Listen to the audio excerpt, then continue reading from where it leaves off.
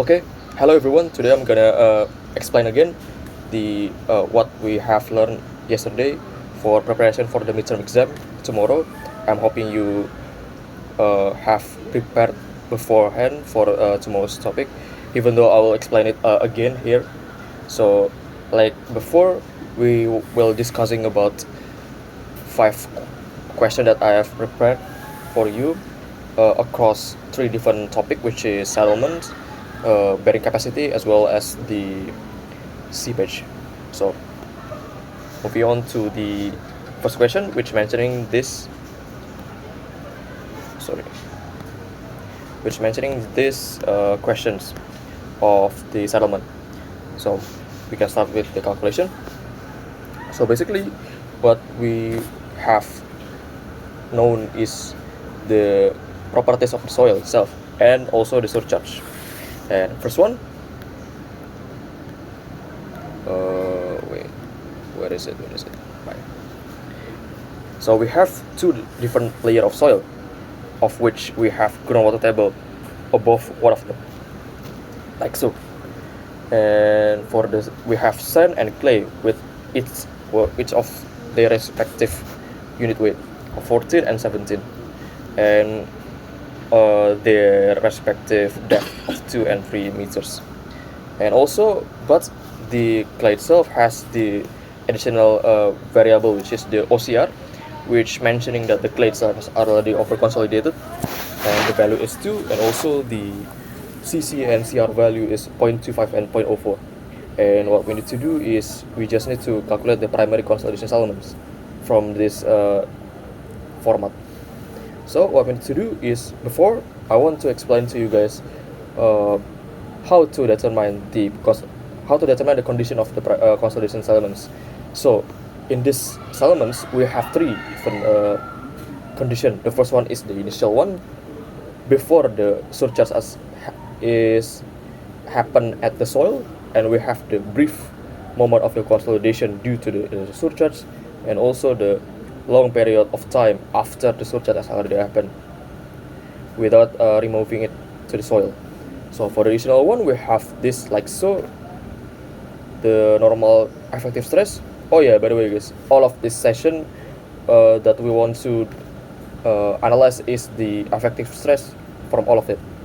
So the first one is like usual, you just need to subtract the total stress with its pore water pressure. But in the brief moment of consolidation, when you apply an additional surcharge to the soil, the additional surcharge will be supported by the pore water pressure. Hence the pore water pressure value will increase and not the soil directly. And also what we get is the value of additional surcharge will be equal to the new pore water pressure, like so. And for the pore water pressure that is mentioning is the end value of pore water pressure, because even though it is without the additional surcharge, we have still the pore water pressure, but after the additional surcharge we will get an additional value of the PWP itself. And moving on to the next step, which the after a long period of time for the consolidation settlements, the additional surcharge will be transferred into the total stress, because the soil has already settled of its new condition of the additional pressure. So the equation will be like so. So we have this, the effective stress of the normal condition, and we have this, the end value of the pore water pressure, and we have this, the additional surcharge. So basically, without the additional surcharge, the value of effective stress will remain so. But for the sake of the only value itself, I want to show you guys that the real total end value will be mentioning these three different variables. Okay, to understand more about this condition, maybe I will start to show how to calculate. So the first one we need to do is we need to find the initial effective stress, like so. So we have what we need to do is we need to calculate this ZW. So it is mentioning the 2 meters plus 3 divided by 2, which mentioning the 2 meters like C. The 2 meters here, and also the half value of clay. Because why we need to choose a random point at the clay? Because primary consolidation is directly dependent on the location of the point that below the soil itself. And why we choose the middle point of the layer? Because it is easier to calculate the following variables with the middle point, because in the consolidation settlements we need to use this half depth of soil to calculate the following. I'll explain it later. So just bear with me and just take the middle point as a starting point. So like before, we need to find the height of water pressure, the initial one. So we have 2 meters plus a half, which is 3.5, like so. And then moving on to the total stress, like usual. So basically what we need to do is adding all of the total stress from each layer. Like so, it's mentioning the effective stress, the unit weight, and also the height. And we get the end value of 53.5, like so. And for the per water pressure, as usual, is also mentioning the unit weight and the z-axis. I think I have made a mistake here. It needs to be 3.5, and sorry guys, the value will be altered because of it, but no matter, because after this what we need to do is subtracting the total stress with the per water pressure, and this value needs to be changed. So maybe we will adjust it and just take a 14.7 as a correct value, and we get the end value of the effective stress to be 38.8 kPa. So that is the initial condition without additional surcharge. And for additional surcharge itself, we need to calculate it separately. So to do that, we need to take the surcharge load into consideration. But if you want to be precise, guys, you can use this ratio, because when you adding an additional surcharge, the distributed load will need to be distributed across all of the surface of the above soil, and hence we need the ratio so that we get the real condition. So A0 is the above layer and A1 is the below layer, like here. Here is the above one, here is the below one, like so. And you just now calculate the area. So B with L for the above one, and the below one is the here. B and L is mentioning the dimension of the foundation. So B plus 2Z. Z is the height of the soil, the height of the height of the per water pressure, and also L is the dimension of the B, and L is the dimension of the foundation. And we know that the load is 460 kPa, and multiplying it with this ratio, we get the end value of 3.67 kPa, like so. So this is the additional surcharge. So what happens if we get all of these variables? We need to, with these variables, we can get we will use it as a starting point for calculating the rest of the condition, which is the effective stress here. Effective stress in this condition and also in this condition, like so. So we'll start with this condition first, the brief moment, and to the easiest method to do that is just taking the OCR ratio to get this effective stress. So sigma accent 0 is mentioning the brief moment of the effective stress, and this with V is the initial condition without additional surcharge. So just rearrange the equation and we get the value of this to be 77.6, like so. And for the final one, at the end, after a long period of time, we just need to adding it like so. So we know that the additional surcharge will be transferred from per water pressure to total stress. But if we want to discuss only the effective stress, we can also adding it with the effective stress of the respective condition, which is the initial one, instead of the total stress. So it can also be changes between normal stress and also this normal stress, but they need to be both in total stress condition. But instead we can also use the effective stress condition, like so. So we just need to adding it the additional surcharge to be 67, I believe so, or 30.67.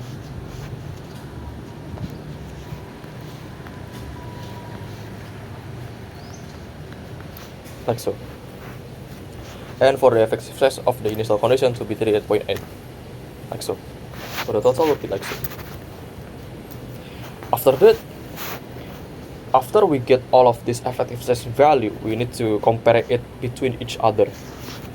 So we have the relationship between final one, the initial one, and also the brief moment one.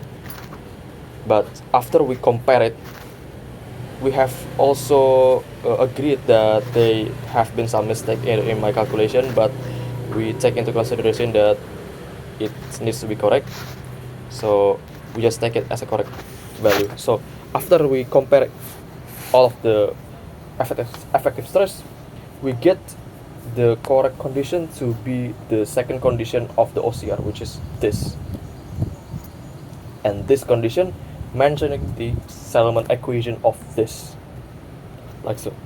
So we just need to input the value of the variable, which is CR, initial void ratio, the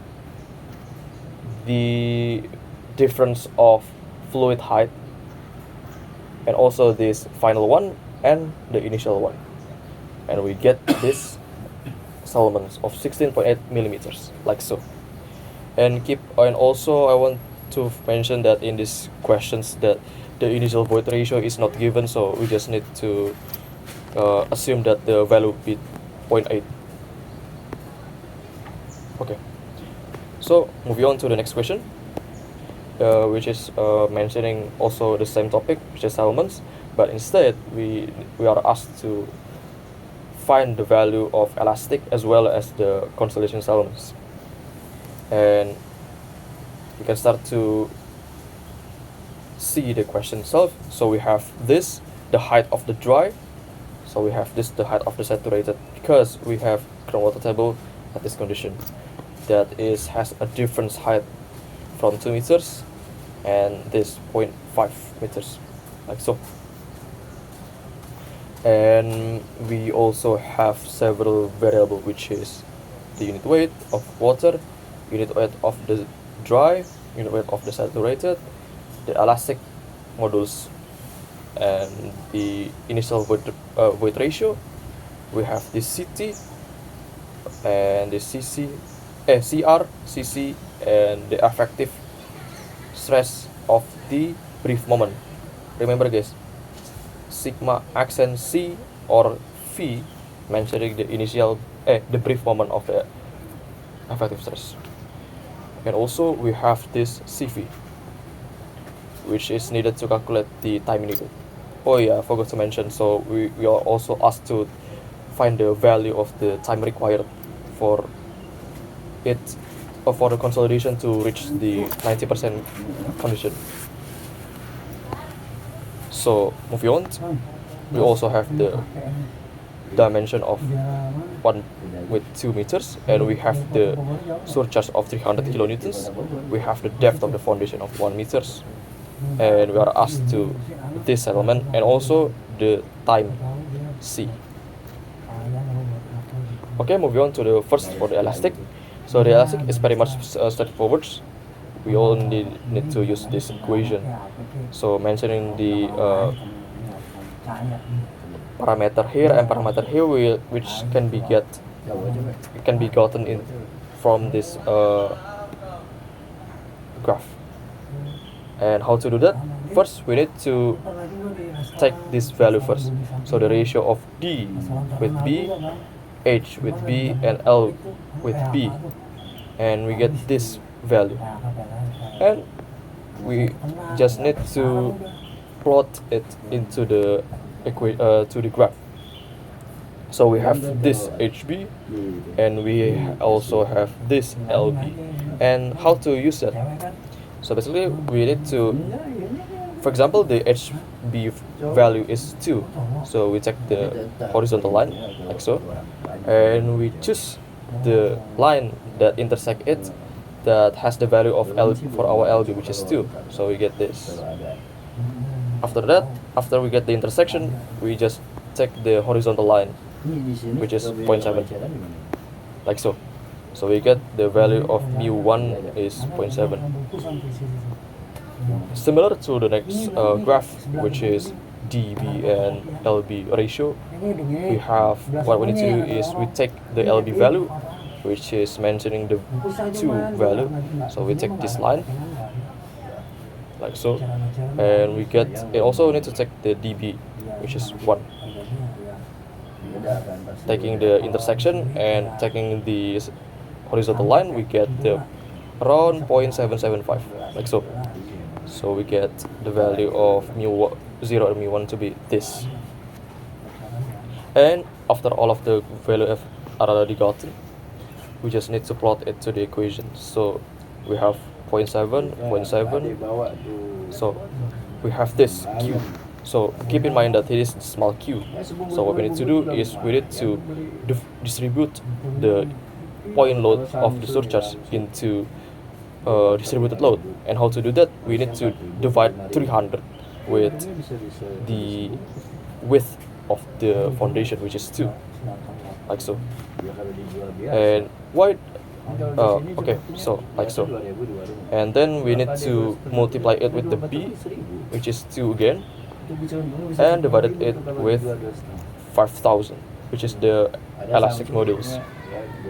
And then we get this elastic elements of 32.55 millimeters. And then, like before, we need to find the constant distance elements. The first thing we need to do is getting the initial condition, which is total stress, for water pressure, and the effective stress.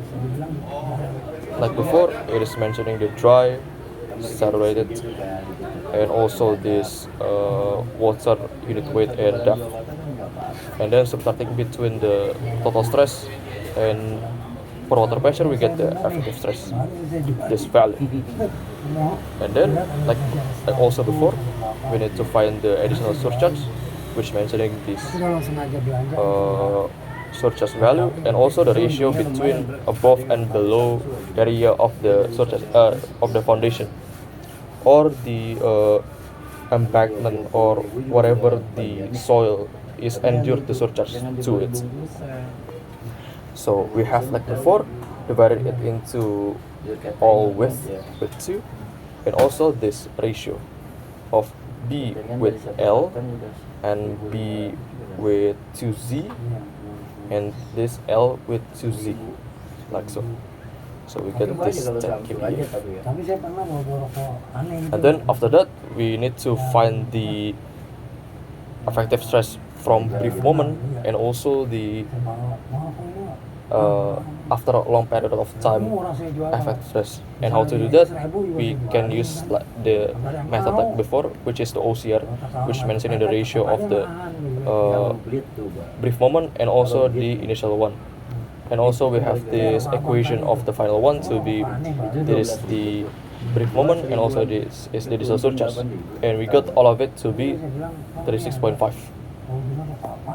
And then after all of it has been calculated, we, like before, we need to compare it into the respective comparison, and we get the condition of the OC case 1 instead, like before is the case 2, because of how the value of finals smaller than the initial condition. And then this condition mentioning this equation, which has a difference of mentioning the CC, CR, and this additional part of the equation. So you just need to input all of it into finding the value, n value of the settlements. And then after that, we need to find the value of the time needed for the settlements to be endured at 90% of conditions, because to be able to find the perfect condition of 100% settlements of the consolidation, it needs to be taken into very long period of time, and to do that we can only take a guess of 90%, and the t small t 90 is mentioning this equation, which is the big T, the time parameter, and the half width of the layer, targeted layer, which what I have mentioned before, and this parameter, like so. And to get the parameter, the time parameter, we can take a look from this table, and usually in the exam it is also given. So the table is mentioned the relationship between the condition, how much settlement has endured, and also the time value parameter itself. So when we want to take the condition of 90% already settled, it is mentioning the 0.848 value, and we just need to, like before, input the data itself.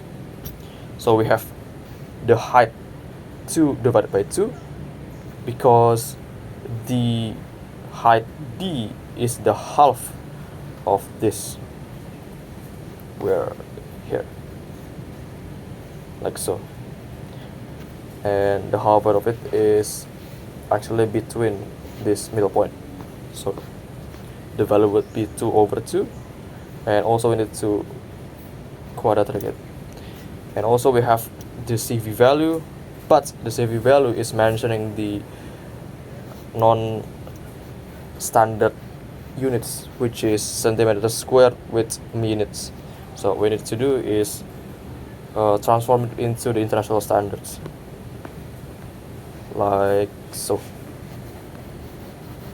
So what we need to do is just calculate it, and we get this time needed, which is 2.544 to the power of with 10 to the power of 6 seconds, which mentioning the 29.5 days.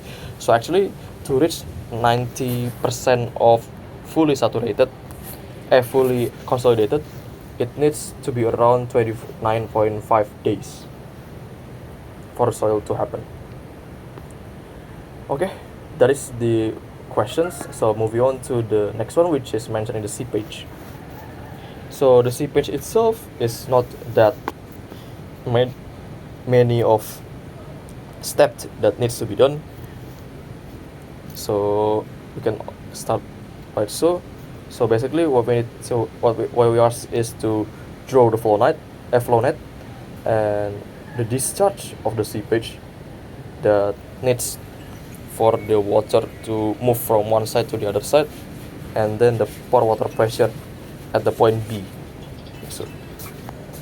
So we need to see the parameter required.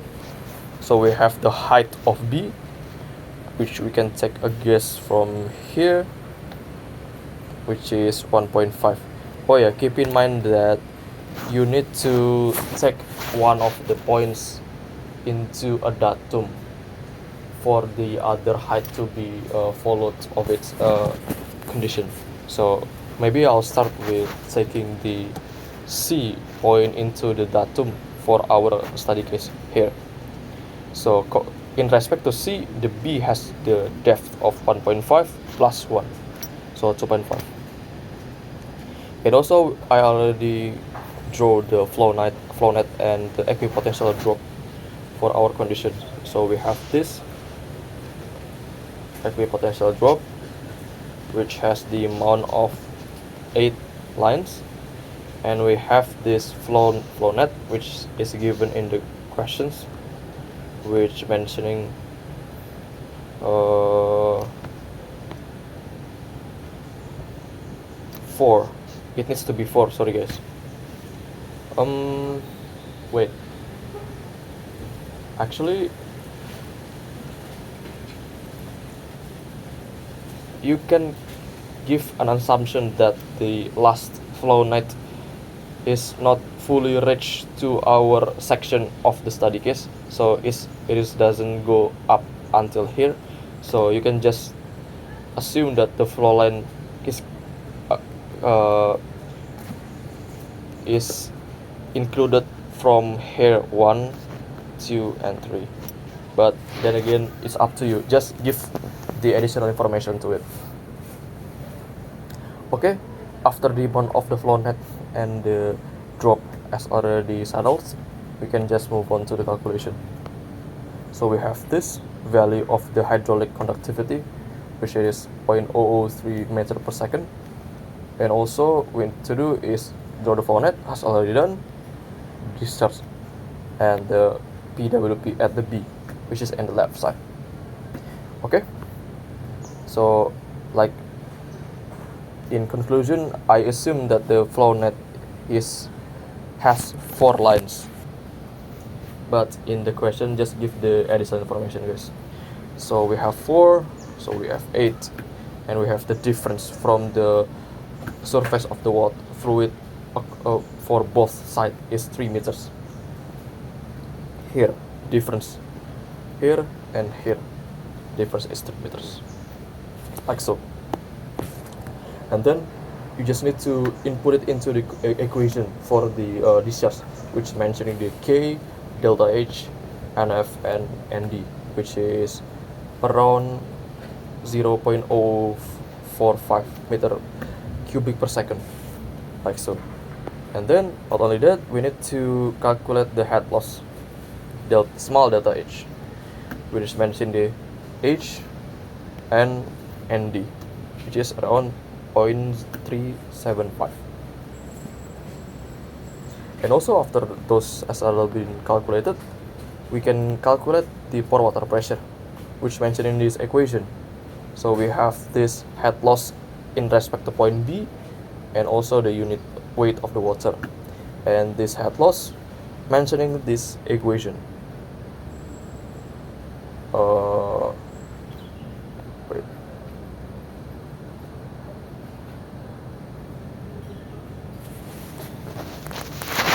Yeah, that's so. Sorry guys, I think I forgot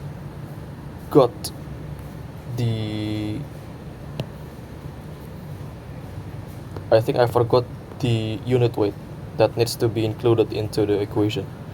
So let's take a look again.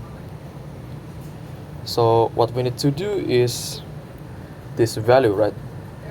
And this value can get into this. So after that, what we need to do is the pore water pressure is actually multiplying it with this, so we get the UF, like so. Okay, moving back to the questions. So what we need to do is actually we need to calculate with gamma, like so, and we get the n value. So this n value is actually incorrect. Please adjust the condition when you in the exam, guys. Sorry for the incorrect explanation before. Okay, if it is already settled, then I'll move on to the next one, which is already more or less the same. We have an embankment here with the difference of surface water to be 10 meters, like so. And each of this box has a dimension of 1 meter, so you just need to see for the difference. So we have this point A, point B, and this amount of equipotential drop, and flow net, like so.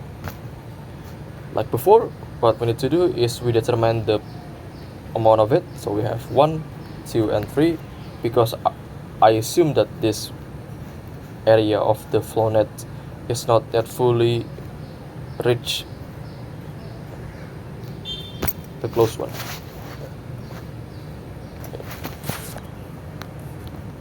Okay, and then we have this amount of equipotential drop, which mentioning the 12th number, and we also get the hydraulic conductivity of 0.0008 meter per second. So like before, draw the flow net, Q, PWP, and because we already gotten this value, we can just input it like before, delta H, Q, very same as before, and UF. Because we have 2 points, we need to calculate those two. And like before, I also managed to make some mistake. Needs to be gamma water also, like so. So we got the end value of this and this, which is incorrect, by the way. Okay, nothing of difference from it. We can move on to the next questions, which is the discussion of bearing capacity. So basically, what we have this concrete fence that is considered as additional surcharge with a 24 kilonewtons per meter. Keep in mind that is per meter, and we need to use shallow foundation to uphold it with the width of 1.2 meters and the depth of 1 meters, and it is below the ground surface, and the soil of the clay has these properties, which is gamma, shear modulus, and also effective cohesion. So the shear modulus is also ineffective, and we got the groundwater table is below the foundation base. Hence, the alteration of the pore water pressure can be neglected. And we got some construction deficiencies with 5 degree of inclination, and eccentricity is off at 0.1 meters from the centroid of the footing. But we get the safety factor of 3, and what we need to do is we need to determine if it is safe or not to be able to uphold the surcharge from the fence, considering the tilt, eccentricity, and safety factors. Okay, like before, here is all of the data that is needed. So we have also this eccentricities of and Fs, and this is the tilting. So the first thing to do is to make sure that our unit load used is already into the distributed one. We just need to divide it with the width of the foundation, like so. And then we need to find this value, which mentioned the shear modulus from the graph, which already fully understand by now. But keep in mind that we need to use this Meyerhof value because of how the construction deficiencies is happening here. And like before, here is the Meyerhof equation, and we get this 944 kPa because of inputting all of these deficiencies from the table. I'll explain again. So basically we have 3 conditions: shape, inclination, and depth. So actually we got groundwater table, but because of the location of the groundwater table to be below the far below the foundation, it is neglected. But keep in mind this is far below. meaning that it needs to be at least below B to be able to be neglected. Okay, moving on to the table. Oh, by the way, this information is actually included in the notes, so you just need to check it out. For the shape, because of it is a normal footing, you can take the value of 111 for all of it. And for the inclination, it has this equation, you just need to include it. And for depth, we need to use this equation because of the condition of df over b is smaller than 1. If it is bigger than 1, just use this. Not big of difference. Okay, after that, just input it to the equation. And I actually have inputted it, and we get this 944 kPa. And then for the allowable one, here is the ultimate one. We need to divide it with the safety factor, which is 3. And then we get the 314.7 kPa, which is far bigger than the surcharge.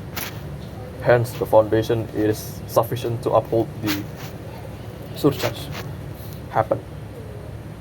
And keep in mind that when you input this equation, we have an apostrophe for the B, which is mentioning the tilting condition, the eccentricity condition.